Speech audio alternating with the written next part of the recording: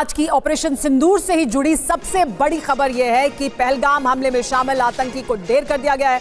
आतंकी सुलेमानी ऑपरेशन महादेव में मारा गया है, यह जानकारी मिल रही है। अबू हमजा, यासिर और सुलेमानी मारे गए हैं। 3 आतंकियों को मारा है। देखिए किस तरह से एनकाउंटर हुआ, जानकारी मिल रही है। ऑपरेशन महादेव के तहत ये 3 आतंकी ढेर कर दिए गए। पहलगाम हमले के आतंकी थे ये। बहुत ही बड़ी खबर यह है कि जो पहलगाम के 3 आतंकी थे वो मारे गए। महादेव ऑपरेशन था, ऑपरेशन महादेव शुरू हुआ, खत्म भी हो गया। और भारतीय सेना ने पाकिस्तान के अंदर आतंकी ठिकानों को निशाना बनाया और अब जो कश्मीर के अंदर छुपे पाकिस्तानी आतंकी थे जो पहलगाम हिंसा में शामिल थे, उन सभी आतंकियों को भारतीय सेना ने एक रणनीति बनाकर निशाना बनाया और 3 आतंकियों को ढेर कर दिया गया है और इस ऑपरेशन का नाम ऑपरेशन महादेव रखा गया है। मूसा सुलेमानी को लेकर लेकिन अब नई खबर सामने आ रही है। मूसा सुलेमानी पर 20 लाख का इनाम था। मूसा सुलेमानी मास्टरमाइंड था पहलगाम आतंकी हमले का और मूसा सुलेमानी पर 20 लाख का इनाम था। मूसा सुलेमानी भारत में दाखिल हुआ था आतंकवादी गतिविधियों को अंजाम देने के लिए। आतंकवादी गतिविधियों में वो शामिल रहा लगातार और उसके बाद पहलगाम आतंकी हमले को अंजाम दिया। उसका मास्टरमाइंड मूसा सुलेमानी ही था। हम तो हैरान है देख के इस चीज में कि what makes India to on this point कि वो हर थोड़े दिन बाद ये कह देते हैं कि ऑपरेशन सिंदूर चल रहा है। आप राक्षस मोदी से पूछें कि तुम्हारी कितने तैयारी करे, वो कहेगा ऑपरेशन सिंदूर तो अभी जारी है। दुनिया आगे से आगे चली गई है। दुनिया उससे आगे पता नहीं कहां तक सफर कर रही है, गाजा के बारे में, यूक्रेन के बारे में। लेकिन आप तैयारों पे रुके हैं। कभी कहते हैं हमारा शीशा भी नहीं टूटा, कभी कहते हैं कुछ भी। ये पता नहीं, इन्हें पता नहीं कि लोग सैटेलाइट से हर चीज देख रहे हैं। सेना की श्रीनगर में कामयाबी के लिए डंचुम गांव में लाख लाख बधाई, लाख लाख शुभकामनाएं। आखिर 22 अप्रैल के जो पहलगाम में जो आतंकी थे, जो हरामजादे थे, वो ऊपर पहुंचा दिए गए हैं। जो बड़ी पक्की खबर अभी रिपोर्ट से आ रही है जिसमें मूसा और सुलेमान की मारे जाने की खबर है। इन गंदों की गंदी लाशें ऊपर ड्रोन से उसकी फोटोग्राफ इस टाइम हम लोगों के सामने आनी शुरू हो गई हैं। मैं तो यह भी कहता हूं कि पूरी रिपोर्ट आने तक अगर ये मूसा और सुलेमान नहीं भी होते, पर यह तो तय है कि गंदे लोगों की गंदी लाशें उसी क्षेत्र में देखने को मिली हैं, तो इसको भी मैं ऑपरेशन सिंदूर का एक हिस्सा जो ऑपरेशन महादेव सावन के तीसरे सोमवार में कामयाबी मिली है, उसके लिए देश को लाख लाख बधाई। आज तो महादेव, वैसे ही महादेव जी का मंथ चल रहा है सावन, और अभी सावन शिवरात्रि भी गई है और सावन के अंदर भारतीय सेना ने ऑपरेशन महादेव कर दिया।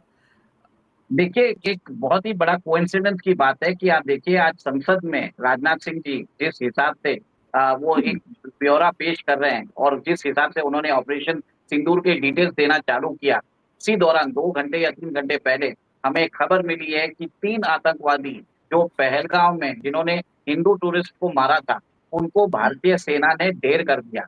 ये एक तरह से कोऑर्डिनेटेड ऑपरेशन था between the Indian army, CRPF and Jammu and Kashmir police. इन तीनों ने मिलके एक एरिया को कॉर्डन किया। फिर बाद में भारतीय आर्मी की जो फोर्स है वो जंगल में जाके इन तीनों को उन्होंने ढेर कर दिया। देखिए, जिस हिसाब से आपने बताया है कि एक्सप्लोजिव मिले थे, एक्सप्लोजिव मिलके ये बताया जाता है जो टाइप ऑफ एक्सप्लोजिव है वो एक तरह से हाई ग्रेड एक्सप्लोजिव है, तो कहीं ना कहीं इसके अंदर पाकिस्तान का इन्वॉल्वमेंट क्लियर कट मालूम पड़ता है। देखिए, आप ये भी सोच लीजिए कि भारत के इस दिन पे सोमवार का दिन है और उसी समय ये न्यूज आई है कि इन लोगों को ढेर कर दिया गया। एक कयास लगाए जा रहे थे कि क्या ये लोग पाकिस्तान भाग गए हैं, क्या श्रीलंका से थ्रू ये भारत को छोड़ के जा चुके हैं।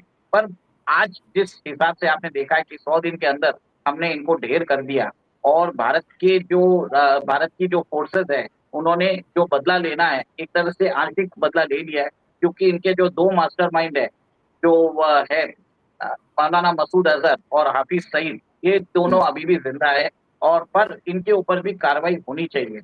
देखिए अमर जी, आपको ये समझना पड़ेगा कि भारत की ऑपोजिशन जो बात बोल रही है, जिस हिसाब से स्टेटमेंट्स आ रहे हैं, वो पूछ रहे हैं कि क्या ये आतंकवादी पाकिस्तान से आए हैं, आप कैसे प्रूव कर सकते हैं।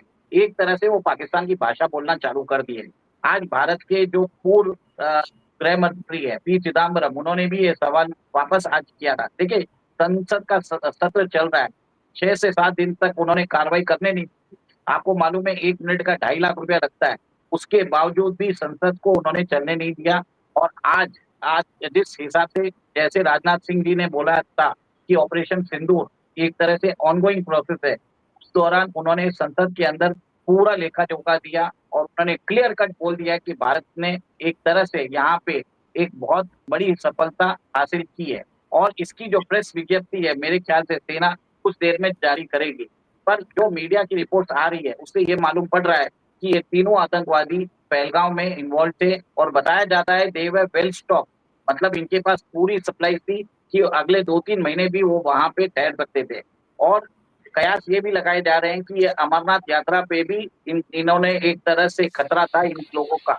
तो कहीं ना कहीं आज जिस हिसाब से हमारी सेना ने इनको न्यूट्रलाइज किया है, इससे भारत की एक बहुत बड़ी जीत है और टेररिस्ट को एक मैसेज जाएगा कि भारत छोड़ने वाला नहीं। और ये हाशिम मूसा जो मुख्य आरोपी और पूरा मास्टरमाइंड था पहलगाम हिंसा का, वो भी इसमें आप सब देख सकते हैं कि उसमें शामिल था। उसको भी भारतीय सेना ने, हमारी जो फोर्सेस उन्होंने मिलकर उसको न्यूट्रलाइज कर दिया। लेकिन उमेश, नमस्ते दोस्तों, जय हिंद। भारतीय सेना ने ऑपरेशन महादेव के नाम पर पहलगाम हमले के मास्टरमाइंड सुलेमान शाह उर्फ हाशिम मूसा के साथ और 2 आतंकियों को मार गिराया है। ये तीनों आतंकी पहलगाम हमले के जिम्मेदार थे। पहलगाम हमले में 26 बेगुनाह मारे गए थे और पूरा देश दहल उठा था। बाकी 2 आतंकियों के नाम हैं अबू हमजा और यासिर।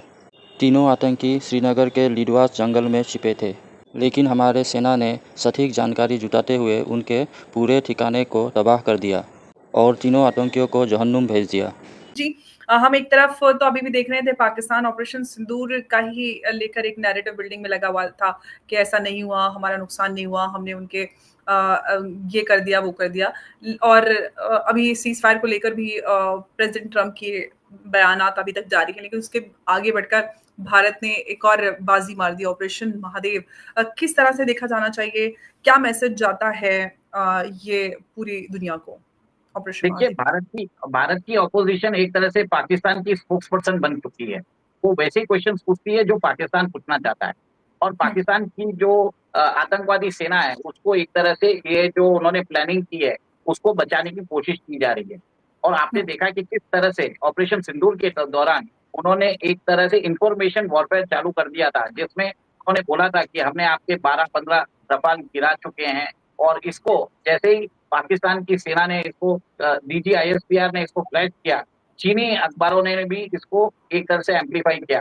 उसके बाद टर्किश, अज़ेरी और British media, even Washington post ने भी उनके माउथपीस बन चुके थे। एक तरह से इंफॉर्मेशन वॉरफेयर वजूद के वक्त चालू कर दिया था, पर भारत ने भी उसका जवाब दिया। भारत ने भी सारे फैक्ट्स उधर रखे, सैटेलाइट इमेजेस रिलीज किया और उसके बाद आपने देखा कि कैसे प्रेस ब्रीफिंग हुई और मिलिट्री एक्सपर्ट्स ने भी भारत